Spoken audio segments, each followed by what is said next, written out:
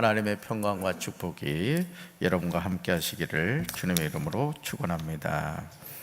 오늘 고린도전서 8장 1절부터 13절까지 말씀으로 사랑으로 덕을 세우라, 사랑으로 덕을 세우라, 이런 제목으로 말씀의 은혜를 나누고자 합니다.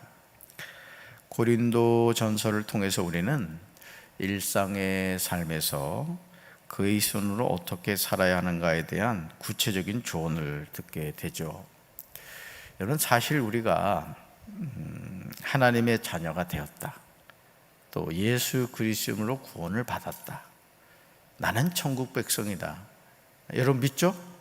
자, 그런데 중요한 것은 그러면 어떻게 살아야 되느냐, 이거를 우리가 알아야 되거든요. 그래서 우리가 성경을 왜 주야로 묵상을 해야 되느냐 하면, 성경에는 우리가 하나님의 자녀로 어떻게 살아야 되는가, 하우의 문제, 어떻게 살아야 되는가라는 내용을 계속 보여주는 거예요. 그러면서 성령으로 시작했다 육으로 막히는 사람들, 하나님의 부름을 받았지만 그 부르심에 합당한 삶을 살지 못하고 살아가는 사람, 또 하나님의 부름을 받아 끝까지 그 사명을 감당하는 사람의 삶이 나와 있는 거예요. 그래서 성경을 읽다 보면 이러면 안 되겠구나, 또 이렇게 살아야 되겠구나, 이걸 우리가 이제 깨닫게 되는 것이죠. 결혼의 문제에 있어서 바울은 임박한 종말론을 믿었기 때문에 사람이 결혼하는 것도 잘못은 아니지만 결혼하지 않는 것이 더 좋다고 말하죠. 그렇잖아요? 내일 주님이 오실 텐데 지금 결혼할 이유가 없잖아요. 그러니까 여러분, 바울도 참 성령의 사람이었고 하나님의 사람이었지만은 성경에서 분명히 예수님이 그 말씀하셨어요. 그날과 그 시는 나도 모르고 아무도 모른다. 누구만 아신다? 아버지 하나님만 아신다. 우리가 이걸 봐도 알 수가 있는 거죠. 아무리 영적으로 뛰어나다 할지라도 하나님 그분 외에는 주님이 언제 재림하실지 알 수 없다는 거죠. 특히 고린도전서 7장 30절로 31절은 바울이 가지고 있었던 생각을 잘 보여주는 내용입니다. 우리 말씀 같이 읽습니다. 우는 자들은 울지 않는 자같이 하며 기쁜 자들은 기쁘지 않은 자같이 하며 매매하는 자들은 없는 자같이 하며 세상 물건을 쓰는 자들은 다 쓰지 못하는 자같이 하라. 아멘. 또 있죠? 거기까지인가요? 네, 그렇죠. 이 세상의 외형은 지나감이니라. 아멘. 당황했어요. 자, 그러므로 38절과 40절을 보시면 이런 바울의 마음이 잘 나타나 있습니다. 즉, 결혼하지 않고 독신으로 지내는 것이 좋다는 거죠. 자, 우리 말씀 같이 읽습니다. 그러므로 결혼하는 자도 잘하거니와 결혼하지 아니하는 자는 더 잘하는 것이니라. 그러나 내 뜻에는 그냥 지내는 것이 더욱 복이 있으리로다. 나도 또한 하나님의 영을 받은 줄로 생각하노라. 아멘. 자, 이 말씀도 마찬가지죠. 바울이 임박한 종말론을 생각하고 있었구나, 그런 차원에서 이런 말을 했구나, 전후 문맥을 이해하고 이 말씀을 읽어야지. 예를 들어 우리 자녀들이 이 말씀에 다 은혜 받아가지고 아이고 이제 시집 장가 갈 필요가 없겠구나, 이러면 안 된다는 거예요. 그래서 성경은 항상 구약과 신약을 대비해서 보고 그 말씀이 어떤 맥락에서 나왔는가를 정확하게 이해하지 않으면 성경에서 이단이 나오는 겁니다. 제가 며칠 전에도 설교를 준비하면서 인터넷에 이렇게 검색을 해보거든요. 그랬더니 안상홍이 하나님이라는 거야. 근데 놀라운 것은 뭐냐면, 여러분도 혹시 인터넷 하다 보면 우연찮게 클릭해 보니까 안상홍 하나님의 교회에서 올려놓은 글이란 말이죠. 근데 그 사람들도 뭘 인용하느냐? 성경을 인용하고 있어요. 성경을 인용하면서 안상홍이 하나님이라는 거예요. 말도 되지 않죠. 그런데 사람들은 이거 성경 말씀이니까 사실인가 봐, 이렇게 이제 오해를 할 수 있다는 것이죠. 바울은 자신이 살아있을 때 세상에 종말이 올 것으로 확신했습니다. 예수님이 재림하실 것으로 여겼던 거죠. 그래서 결혼하지 않는 것이 더 잘하는 것이라고 바울은 생각한 것입니다. 그러므로 우리가 성경을 대할 때 어느 한편에 치우쳐서 읽거나 해석하게 되면 극단적인 이단으로 빠지기 쉽다는 거예요. 그래서 여러분 우스갯소리로 그런 이야기를 들었을 겁니다. 어떤 사람이 아침에 출근할 때마다 성경으로 점을 쳤대요. 뭐냐면은 눈을 지그시 감고 주여 한 말씀을 주시옵소서 탁 펼치니까 내게 복이 있으리라. 아멘 할렐루야. 역시 좋다고. 그래가지고 또 했다잖아요, 그죠? 딱 펼쳤더니 가룟 유다가 목매어 죽으니라 이 말씀이 나왔다는 거예요. 아유, 이거 오늘 내가 어제 잠을 잘못 잤나 봐. 그래서 다시 딱 펼쳤더니 속히 시행하라 이 말씀이 나왔다네. 그래서 다시는 그 버릇을 안 가졌다 그래요. 그러니까 우리가 성경을 가지고 이럴 수 있다는 거죠. 잘못된 모습입니다. 따라합시다. 말씀은 균형을 가지고 보아야 합니다. 아멘. 자, 첫째로 1절을 보시면 지식은 교만하게 하며 사랑은 덕을 세운다는 사실을 우리는 기억해야 됩니다. 아는 것이 때로는 사람을 교만하게 하는 것을 우리는 종종 보게 되죠. 벼는 익을수록 고개를 숙이는 법인데 사람은 아는 것이 많을수록 배우지 못한 사람에 대해서 잘못된 자세를 가지고 대하기가 쉽습니다. 저희 어머니도 처음 신앙생활을 했을 때 진짜 난 놓고 기억자도 모르셨던 거예요. 그래서 여러분 아시죠? 예전에 무곡 찬송가가 있었어요. 악보가 없는 찬송가. 그래서 그 장하동교회, 저희 모교회가 장하동교회인데 장하동교회를 개척하신 권복선 전사님이 찬송가를 사주시면서 가지고 다니라고 그러더래요. 근데 난 놓고 기억자도 모르는데 그거 어떻게 가지고 다닙니까? 하루 이틀이지. 예? 최 권사님 이거 좀 찾아줘요. 그럼 최 권사님이 하루 이틀이지 맨날 부탁하려니까 얼마나 창피해. 그게 안 가지고 다녔대요. 그랬더니 하루는 전도사님한테 걸린 거예요. 너 왜 찬송가 안 가지고 다니냐? 아유, 전도사님 한글도 모르는데 그거 가지고 와 맨날 찾아달라니까 미안해서 그래요. 그래서 했더니 전도사님이 등짝을 아주 개똥불이 번쩍 나게 치면서 가지고 다니면은 하나님이 눈 열어주신다고. 지금은요 한글을 얼마나 잘하시는지 몰라요. 그러니까 여러분 우리가 어떤 하나님을 우리가 믿고 섬김에 있어서 하나님이 지혜의 문을 열어주시는 거죠. 할렐루야. 여러분에게도 이런 은혜가 함께 하시길 주님의 이름으로 축원합니다. 자, 그런데 문제는 뭐냐? 많이 배웠다고 하는 사람들이 그 지식을 가지고 교만해지더라는 것이죠. 그러므로 지식과 더불어 저와 여러분이 반드시 갖춰야 하는 성품이 사랑입니다. 사랑. 사랑함이 없는 지식은 사람을 차갑게 만들어요. 그죠? 성도를, 여러분, 만약 의사가 환자를 긍휼히 여기는 마음이 없다면 어떻게 되겠어요? 그 의사들 가운데 아주 예의 없는 의사들이 있습니다.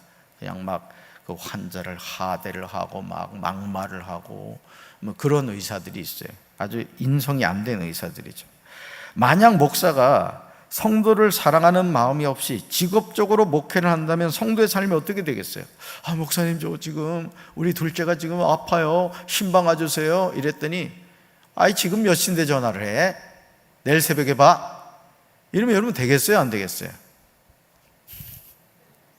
그런다고 그냥 새벽 1시에 또 계속 전화해가지고 목사 시험하지 마시고요. 긴급한 일이 있으면 당연히 가야죠. 그게 목회자의 삶이죠. 우리에게 지식이 중요한 것이지만 지식은 뭐를 통해 나타나야 된다? 사랑을 통해. 그래서 특별히 아이들을 가르치는 선생님들은 사실은 그렇습니다. 이 아이들이 변화돼서 새로운 삶을 사는 경우 보면은 꼭 훌륭한 스승이 있어요.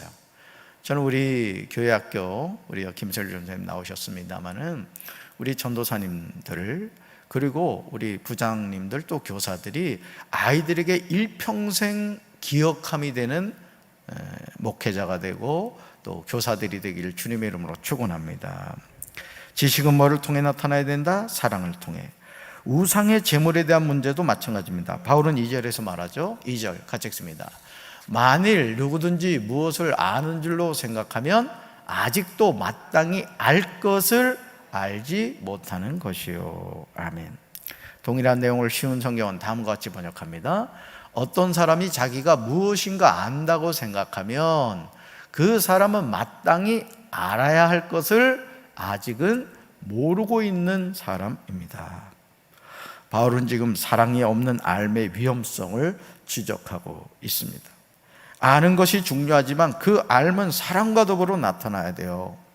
그래서 교회에서도 사실은요, 누가 성도들을 시험 들게 하느냐면은 아는 것이 많다고 생각한 사람, 특별히 신앙생활을 한 지가 오래된 사람들, 그냥 말 한마디로 그냥 죽이는 거예요. 이제 막 신앙생활을 해가지고 그냥 교회 나오는 것이 좋고 예배 드리는 게 좋고 그냥 막, 그런데 그냥 그 사랑이 없는 알무로 막 치는 거예요. 그 대표적인 경우가 누구예요? 바리새인이죠. 안식일날 왜 미리삭을 잘라 먹습니까? 뭐가 없었던 거예요? 사랑이 없었던 거예요. 오죽 배가 고프면은 그 미리삭을 잘라 먹었겠습니까? 저는 우리 사랑하는 성도 여러분들이 주변에서 어떤 사람을 대하든지 하나님의 말씀을 잘 아시길 바라고, 그 알고 있는 하나님의 말씀이 반드시 사랑을 통해 나타나게 되기를 주님의 이름으로 축원합니다. 그래야 참된 알미 됩니다. 두 번째로 3절을 보시면, 누구든지 하나님을 사랑하면 그 사람은 하나님도 알아줌을 알아야 합니다. 사랑은 덕을 세운다고 합니다. 그런데 사랑이 없는 삶은 아직은 모르고 있는 그 사람이라는 거죠. 그러므로 바울은 3절에서 삶의 바탕이 되어야만 하는 뿌리를 제시해요. 삶의 바탕이 뭐가 되느냐? 같이 읽습니다. 또 누구든지 하나님을 사랑하면 그 사람은 하나님도 알아주시느니라. 아멘. 저와 여러분이 가진 지식의 근원은 하나님에 대한 사랑에서 나와야 돼요. 사랑에서. 참 중요합니다. 그러니까 여러분, 그 강도 만난 그 사람을 사마리아 사람이 다가가서 그를 치료해주고 여관으로 데려와서 여관비 내주고 혹시 더 비용이 들면 내가 갚아주겠다. 이건 뭐예요? 사랑이었던 거예요. 저 유대인, 우리를 우습게 알던 저 유대인이 강도 만났네, 아이고 쌤통이다, 그러질 않았다는 것이죠. 오늘 우리가 신앙생활 하면서도 사실은요, 우리 마음속에요, 항상 두 영이 싸운다 그랬잖아요. 성령과 악령이 싸웁니다. 그래서 우리가 영적으로 깨어있지 않으면 어느 순간 우리 안에요, 마귀가 역사합니다. 이걸 여러분 깨달으셔야 돼요. 그래서 우리가 항상 우리 스스로가 영적으로 깨어있어서 성령의 이끌림을 받아야 돼요. 할렐루야. 그러게 되면 말이 바뀌고 행동이 바뀌고 생각이 바뀌는 거예요. 저는 우리 사랑하는 성도들에게 늘 성령이 함께 하시길 주님의 이름으로 축원합니다. 지식의 근원은 하나님에 대한 사랑에서 나와야 되는데, 이런 사랑이 우리에게 뭘 세워준다? 덕을 세워준다. 그리고 이런 사랑을 가진 사람을 하나님도 알아주신다는 거예요.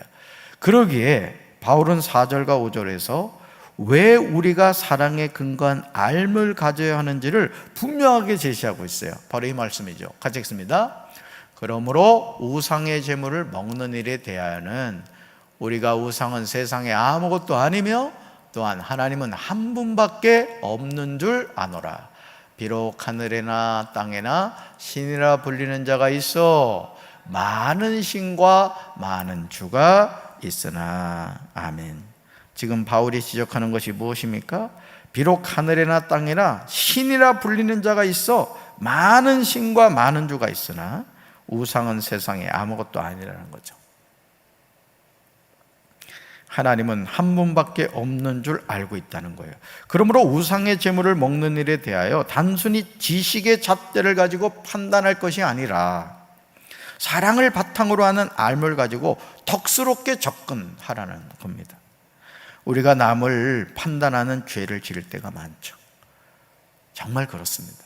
제 자신도 그럴 때가 참 많은데, 우리 스스로가 늘 자신을 겸손히 돌이켜볼 줄 아는, 남을 비난하고 판단한 것이 아니라 사랑으로 감싸줄 수 있는 우리 성도들 되길 주님의 이름으로 축원합니다.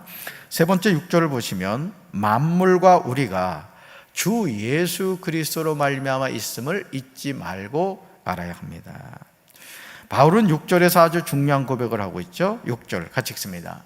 그러나 우리에게는 한 하나님 곧 아버지가 계시니 만물이 그에게서 났고 우리도 그를 위하여 있고 또한 한 주 예수 그리스도께서 계시니 만물이 그로 말미암고 우리도 그로 말미암아 있느니라. 아멘.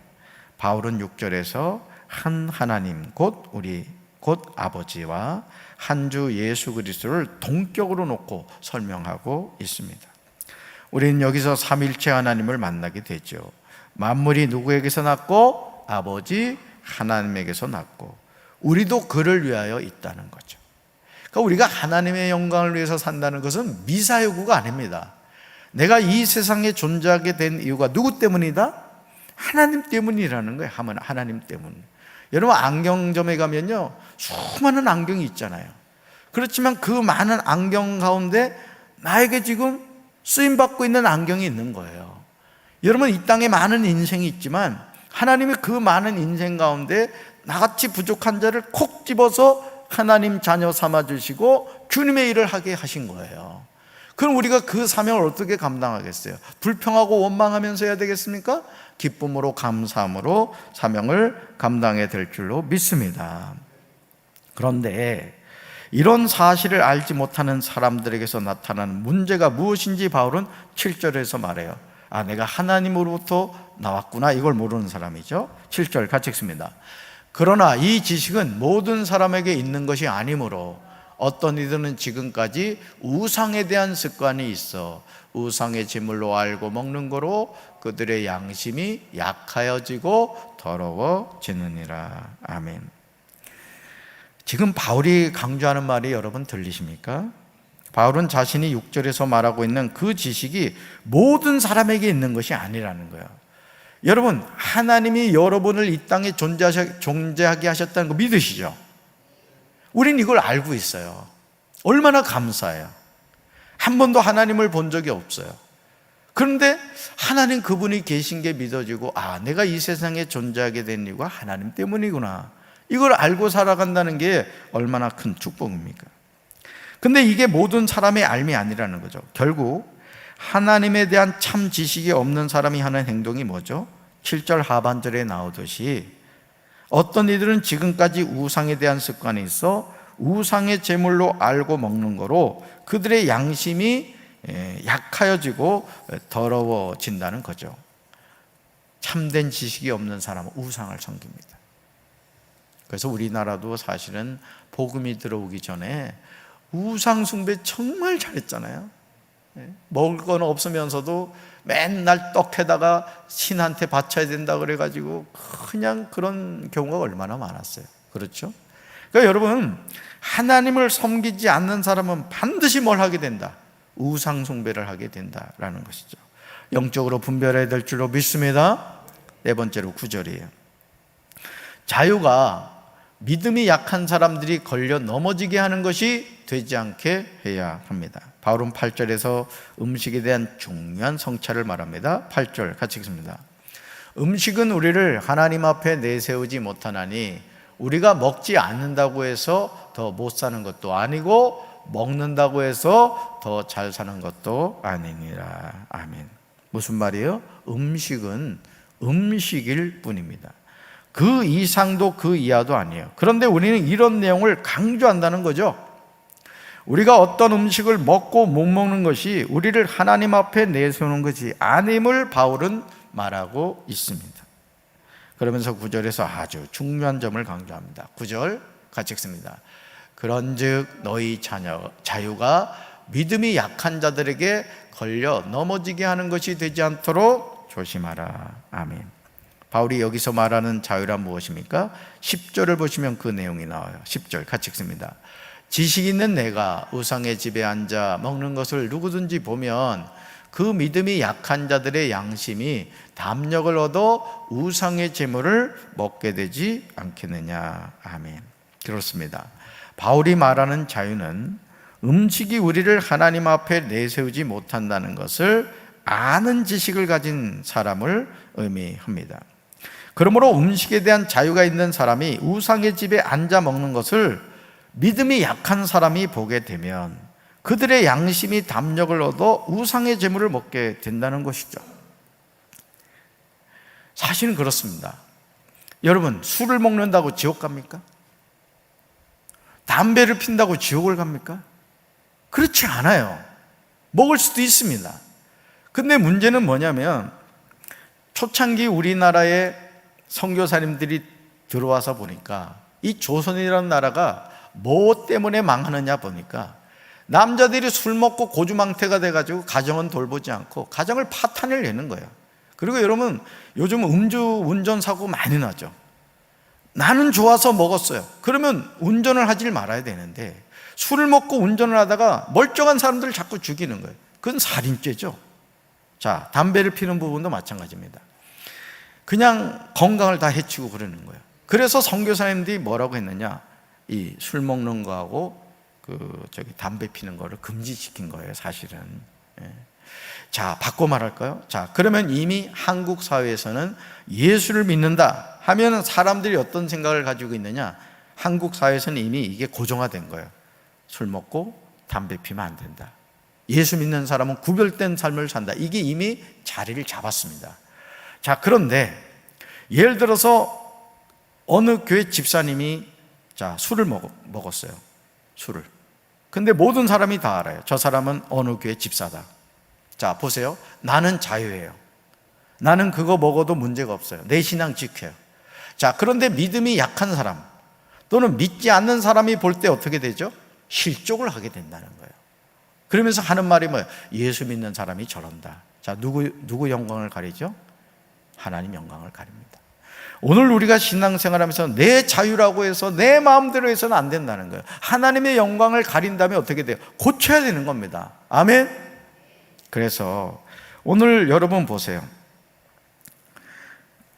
바울은 우리의 자유가 믿음이 약한 자들에게 걸려 넘어지게 하는 걸림돌이 되게 할 수 있다라고 했거든요. 자, 그러므로 음식에 대한 자유가 있는 사람이 우상의 집에 앉아 먹는 것을 보면 믿음이 약한 사람이 어떻게 실족하게 됩니다. 자, 11절 보세요. 그 결과가 나와요. 11절 같이 읽습니다.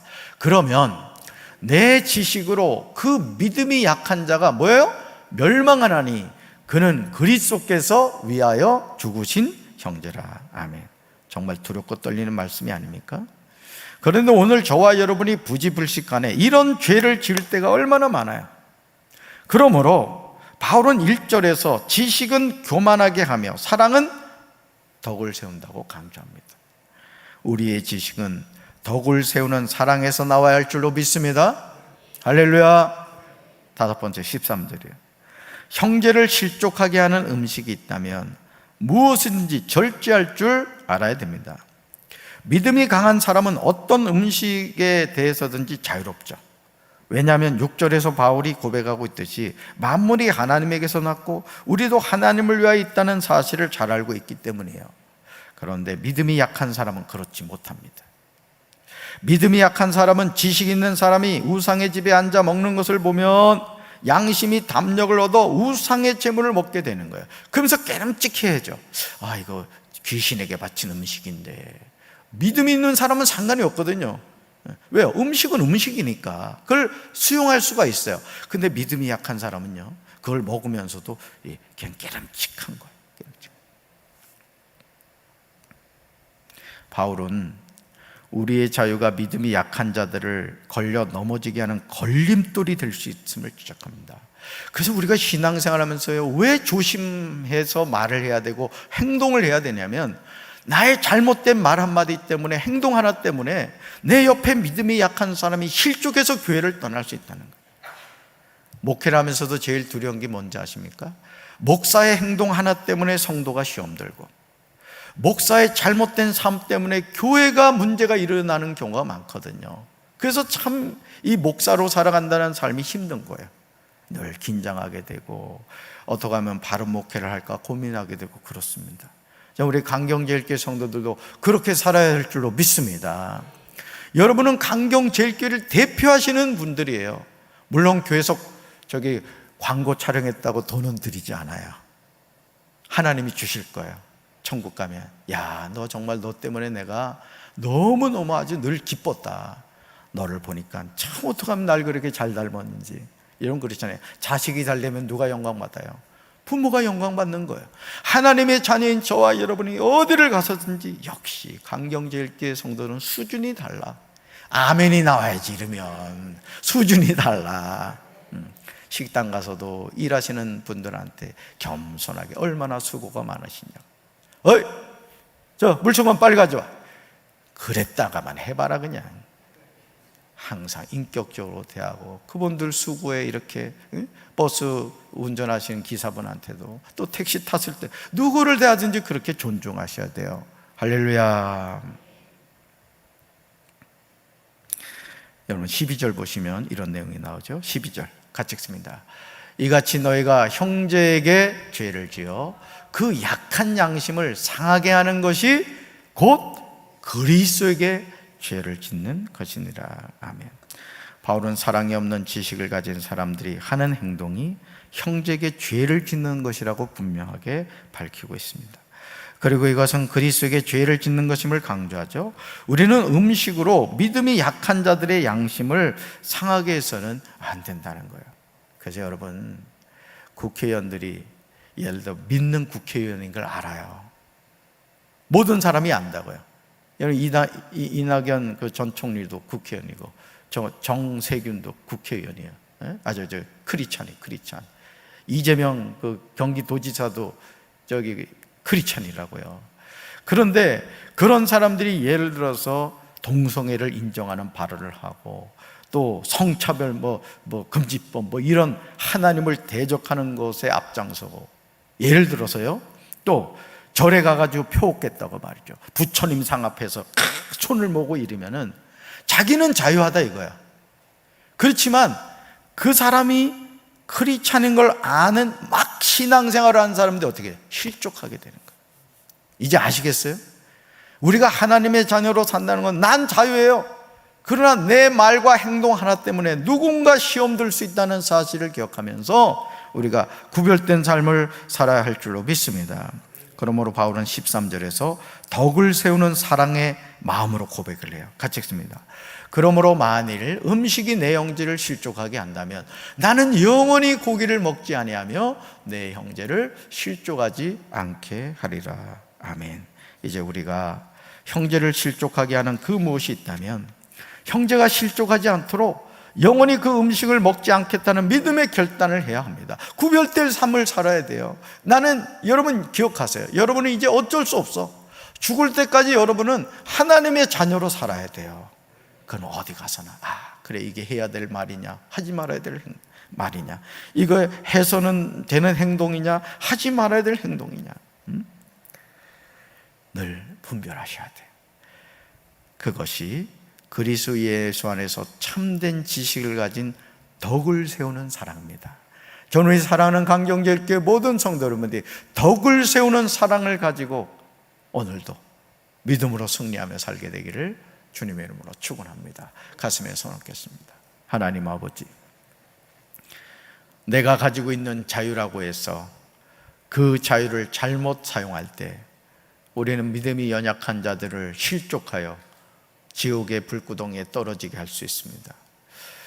오늘 우리가 하나님의 자녀로 산다고 하면서도 우리의 말과 행동이 잘못되어 많은 이들을 실족하게 하고 하나님을 떠나게 하는 죄를 지을 때가 얼마나 많습니까?